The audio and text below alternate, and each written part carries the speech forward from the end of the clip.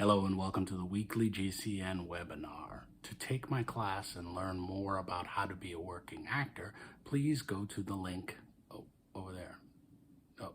There it is. There it is. Please go to that link. All right, now on with the show. So hello, everybody, and welcome to the weekly GetCast Now Business of the Business webinar. I'm so excited this week. We have the amazing Jaclyn Huberman. Now, I know Jack because I babysit her amazing, amazing children. They're perfect. They are actually perfect. They're my besties.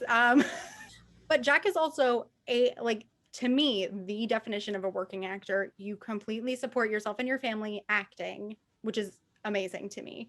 And also over the time that we've known each other and become friends, like you've told me, number one, you've helped me immensely. So I'm just gonna re-ask you questions I've already asked you, so everyone can. You and you're perfect. Don't change.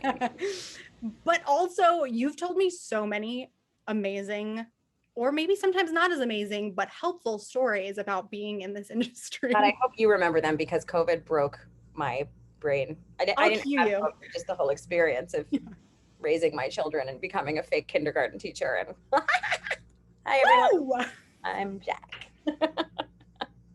But this is where I want to start. I literally have so much to talk to you about, but I'm going to make it snappy. Okay, I'm here. I'm here for this. So you went to Harvard. Yes. Tell us about that and then transitioning into being a performer and like where you were at when you applied to college and all of that stuff.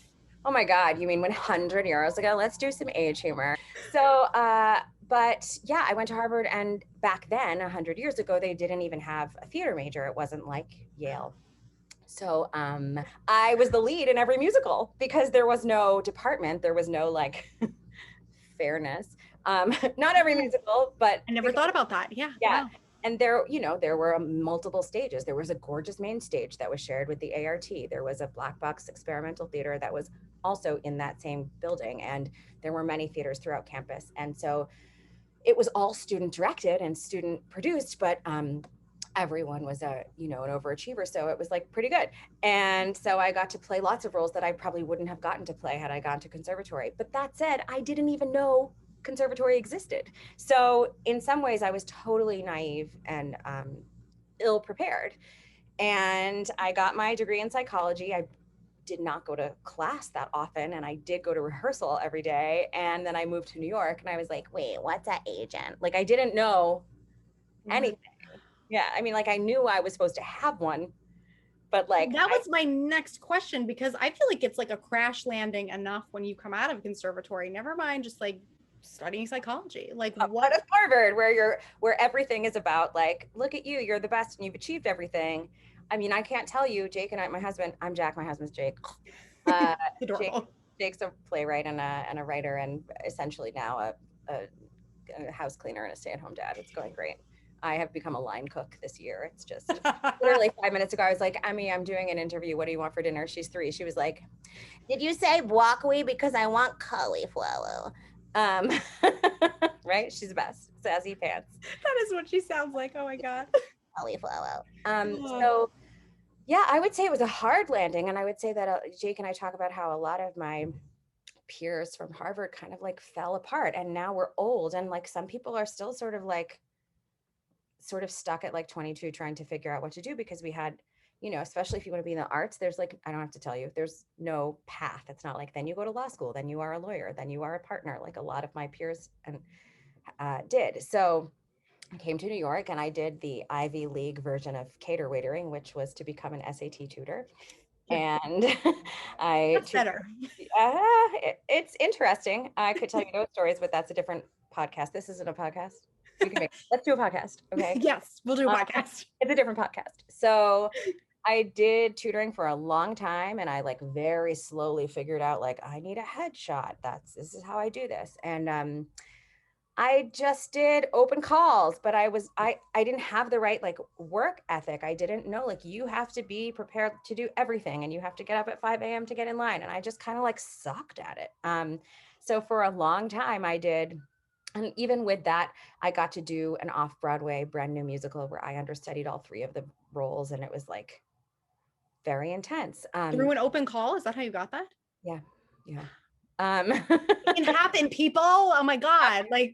Yeah. And in the meantime, I tried to keep my like creative feelings alive when I felt like I was dying, like we all do. So I did a bunch of solo shows, one of which I had done for a senior year at Harvard. And I was just like doing shows around the city. I did one at here downtown, and I did one at the couple at the Laurie Beachman. And then I was sad. I was sad a lot in my 20s.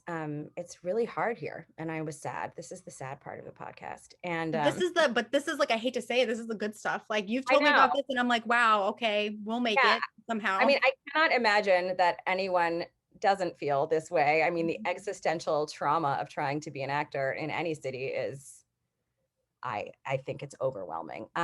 So when Caroline says I am a working actor who supports my family with acting, it's true, but it's not true the way you might think. So I ended up pivoting pretty much 100% to voiceover work, which is, in fact, how I bought the Buakwi and the Kawifawo. I'm like gonna talk all the time. Maybe someone could pay me for it. So essentially, it was like a few years before my wedding, and I was like very sad and going to tutor, and like, oh, by the way, like I met my husband because I was a sad, crazy actor too. I was, this is a side story, but I would like have my big heavy backpack and like walk from student to student, like, and then instead of crying, so I would show up looking like, I would just sing musical theater, like make up musical theater songs about my feelings and sing them loud, because New York is like an anonymous city. No one cares. And one time I was singing like so loud as I was nearing my apartment building, and two guys were like outside smoking, and one of them was Jeff Marks, who wrote Avenue Q, and the other was his boyfriend at the time, Harris Duran. So they were like, oh, you sound good. And I was like, oh my God, I'm so embarrassed, like I'm 20 something. And I'm like, whatever. And I was like, let's be friends, we live in the same building. So we sort of became friends. And Harris is this like incredibly generous, amazing person who invited me to like sing a song in a little thing he was doing, at that concert, I met this another amazing person, Jim Colleran, who's like the most brilliant lyricist and musical writer. He's just like does everything, and he's beautiful. And he ended up writing a song like for my voice, and then that song got into. I don't know if they're still doing it. It's called Neo at the York Theater. It's like a concert of new music. This is such a long story, but it's so good. It's so good. Cute. It's so cute. So this is actually also interesting. So Jim Colleran, who I haven't talked to in way too long, it's embarrassing, but back then he wrote this song for me, and his song was chosen for Neo. And he said, I want my friend Jack to sing it. I wrote it for her. And they said, no, we're going to get Audra. And Jim was like, okay. And I was like, I mean, okay, what can I say? Jim said to them, okay, if you get Audra, get Audra. We came back to him and said, we don't have Audra, but we're going to get, and then like some like next level person. He was like, all right. They did this like 3 times. And Jim fought for me. He said, no, now we're using Jack. And guess what? I'm rehearsing, and who opens the door but my future husband, who was the house manager at the theater. I know. Oh my God. And he's 8 years younger than me. So the first thing I ever said to him was, how old are you? And he was like, is it actually? Yeah. And I was like, oh my, he was in college. I always thought I would meet my husband in college, but I didn't know that when I was in college. Another college. My husband was being bar mitzvahed in New Jersey. So anyway, oh my but now I like don't sing at all, except like in the shower, and my children tell me I'm too loud. So it's been this pivot is something to talk about that's hard for me to talk about, but for you, I am willing. So yeah, people would say to me, you should do voiceovers. And I was like, oh my God, that sounds like voiceovers. What are voiceovers? Like, that sounds great. And then about twice as many people, when I started inquiring, would say, ooh, you should do voiceovers, but it's a closed field. You can't get in. So for years, I was like, oh well, which was stupid. Don't listen when people say no. It's just find a different door. So I didn't do that for a long time. And then I got really sad, and I went to my friend Jason, who has like the voice of God. That's what it's called, the voice of God. He had played Phantom on Broadway and on the tour. Like he was from Harvard like me. He has a degree in biology. So we were here like struggling, and oh my God. And I was like, dude, I know you're sad. I'm sad. Like, let's take a voiceover class at Actors Connection. Let's just fuck it. Let's just do something creative, something to like not feel like our hearts are sinking. So we went and took a class with this amazing actor, Paul Liberti.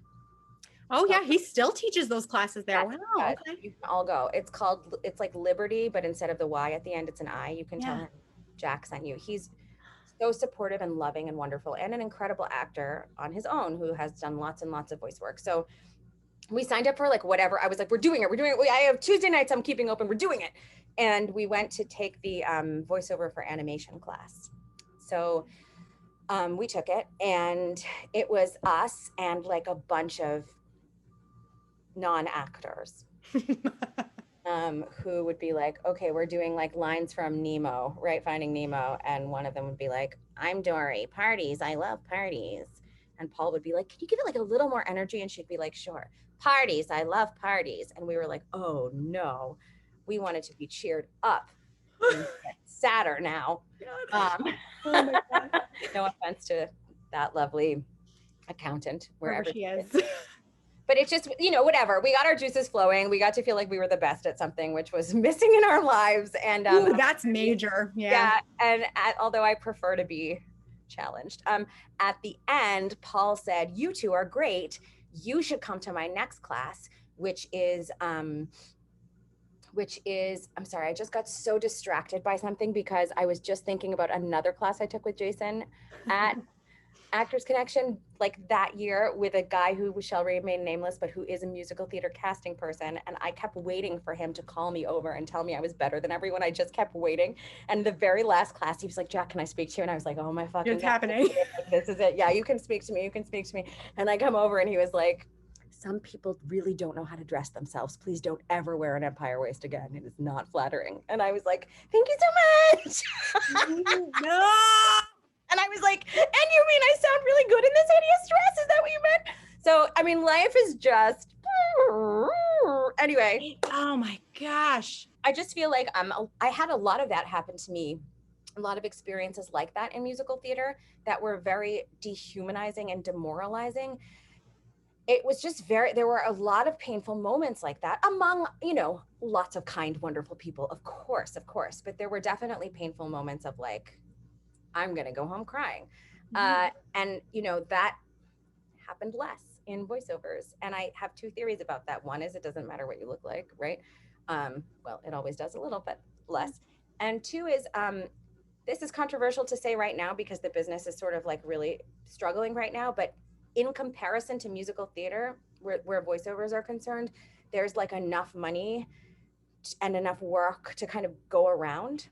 Mm-hmm. And again, that's not exactly true. I don't feel that way right now. I'm in like a slump, so you're catching me on a low day. But even so, even in this slump, I can say to you, like, you are compensated for your talent and your time in a way that is so different from what at least I experienced in theater. And I'm not a star, so that's different. But I remember, like I was telling you, I did the understudy of all three roles in an off-Broadway show, and I made $500 a week. Mm-hmm. And I was like so happy I didn't have an agent at the time because oh my God, yeah. Away, right? But like, you do one voiceover spot and they send you $500 for the 10 minutes that you were in the booth. And then if it's a spot that plays, you get residuals. And so you just can feel like people can, there's a little more respect to go around and a little less like grabbiness, although that's not always the case. It's a different field within the field. Okay. So I took this class with Paul. He said to Jason and me, come take my advanced voiceover class that I teach with Stacy Seidel T, who is an amazing casting director from Broadcasters. And we were like, but we're not advanced. And he was like, no, it's fine.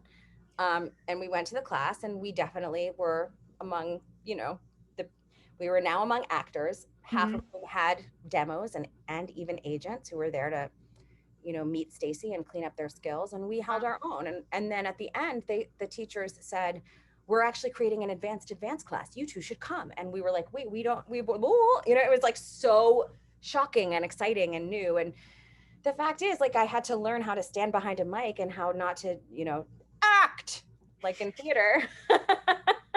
Like I did a show at the Muni, in St. Louis. I was like, she was at the uni. Like it's Yes. it's amazing. Yeah, it's You're amazing. the nicest person. No, it was like a 12,000 seat theater, and like you can't act there. You do what's called semaphore, which is like make giant gestures. So I was like, "Do you want to eat this food?" You know, and so it's like voiceover is like the opposite of that. Like take all the everything out. Yeah. Oh my God. Oh my God. Hard for me, but you know, when I learned that, it's like if you're a good actor, you can be a good actor behind the mic, right? If you are not a good actor, then that's going to show too. So it's like you have to it's the same sort of skills along with some technical knowledge that you can learn. So long story long, we went to Stacy's advanced class, and then she started calling us in for auditions, and then ultimately, without my asking, she went ahead and like called some agents on my behalf, which is like magic. And I started booking, and within a year I quit tutoring.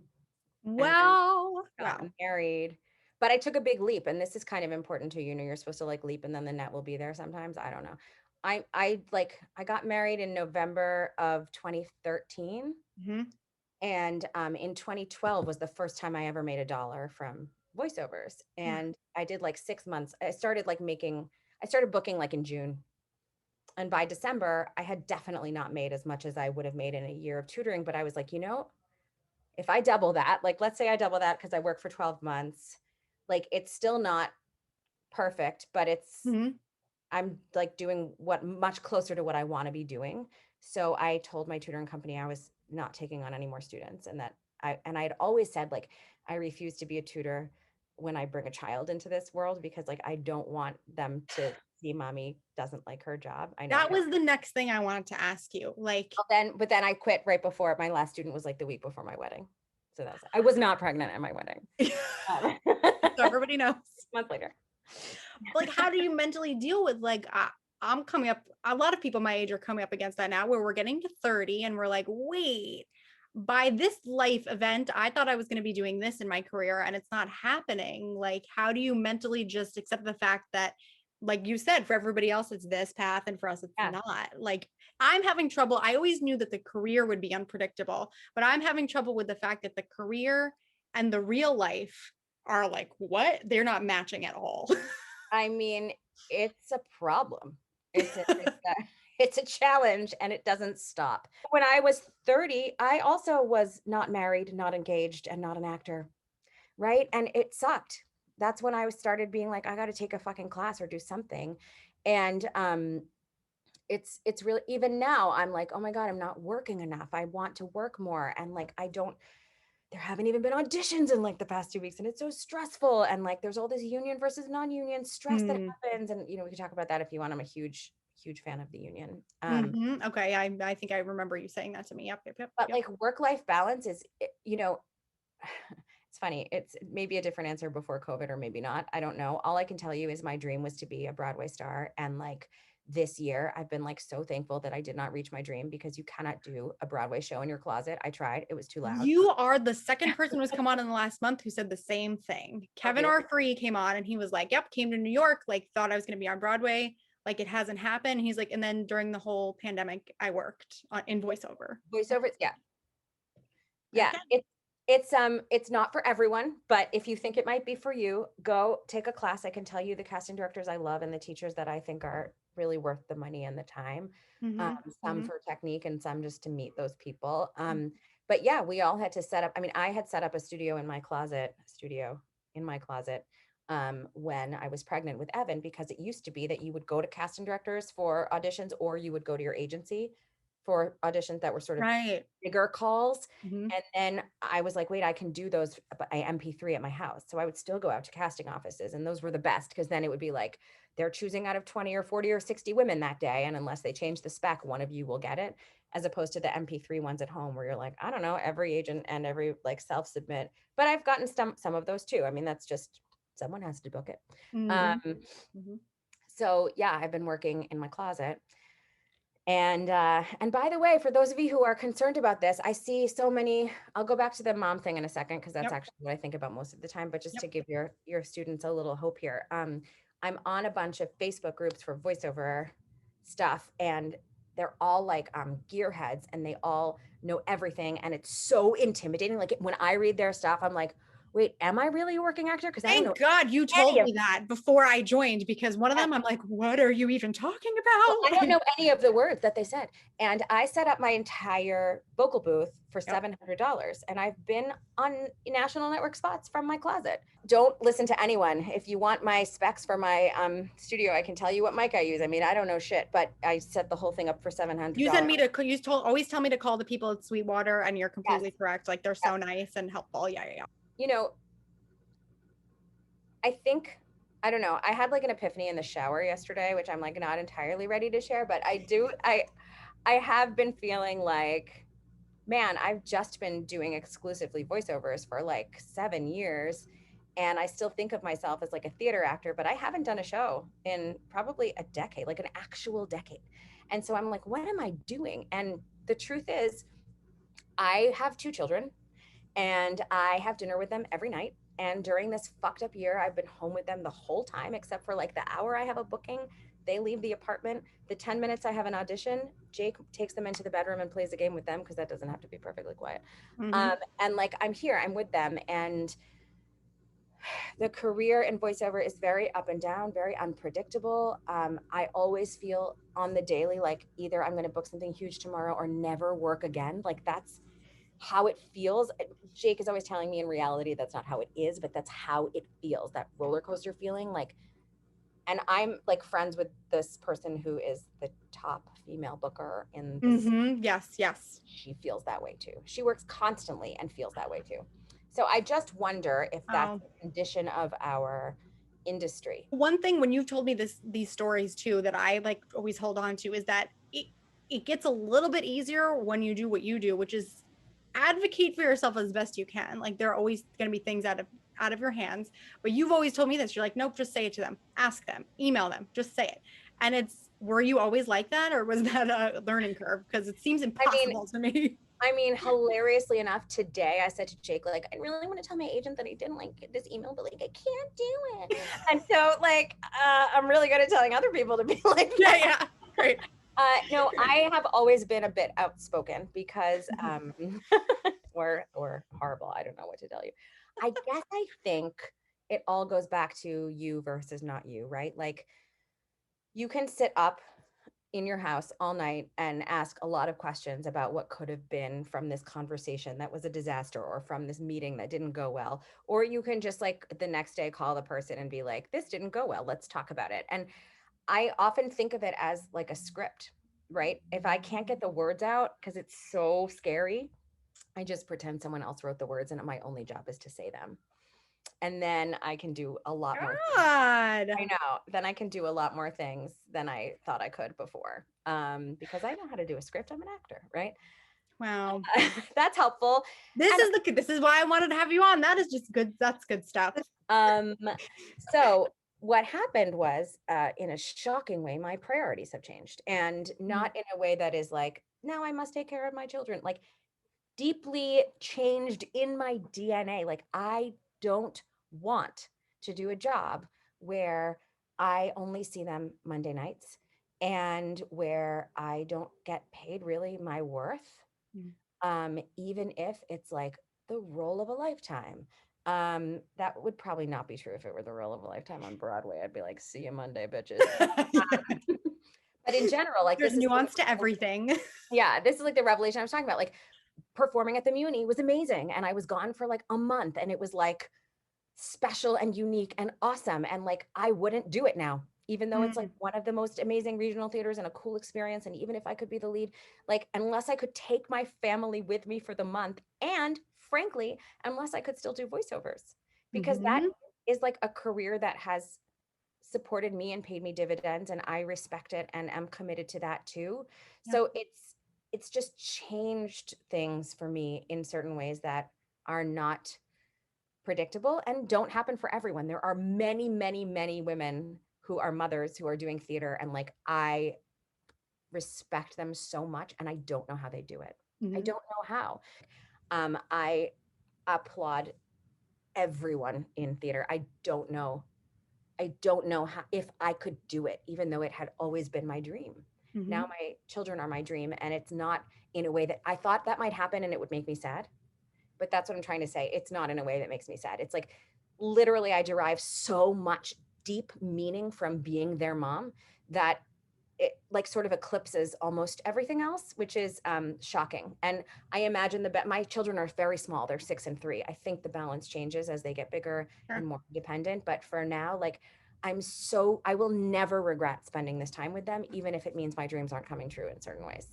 It's just, it cannot happen all at once. Maybe some people can, but I think your head might explode. But you've always been so generous with your advice, or with like, here, let me put you in touch with this person. And like, I've met a lot of people who have a hard time doing that. And so I was, one of my questions was gonna be like, how did that? But it makes sense now, because it's like, there are other things that matter. And that is probably really helpful in being like, not everything is scarcity mentality, like, because I also have a life and it's not just all this. Can I say one other thing, which is that that's practiced too.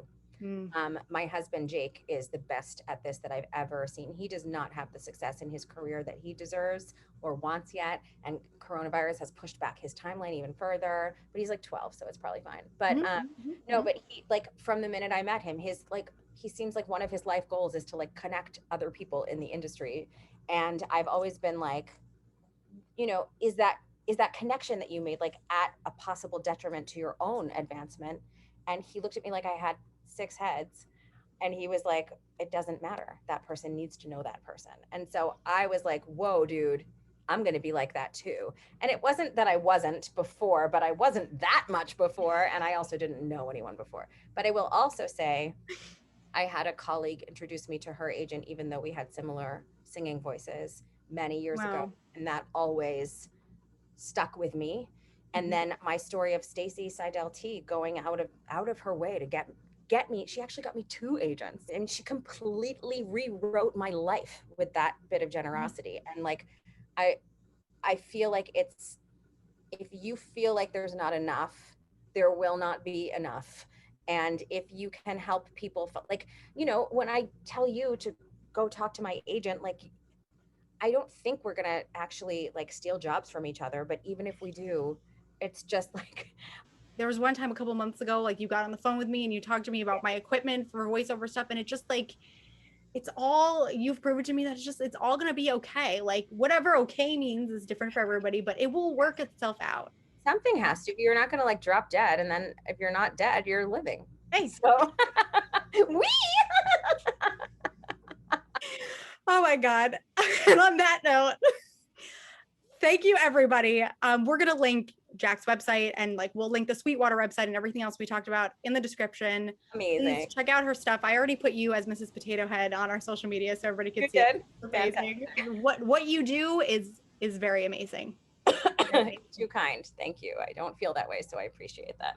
It's true. If I can do nothing else, when people come on here, they're like, why are you asking me on here? Like, I haven't done anything. But it's people we don't see it from the outside. When we're ourselves, we're like, I'm a mess, but not to everybody else at all. Thank you, everybody, for tuning in. We'll be back next week with another amazing guest. And Jack, love you. Thank you so much. Okay.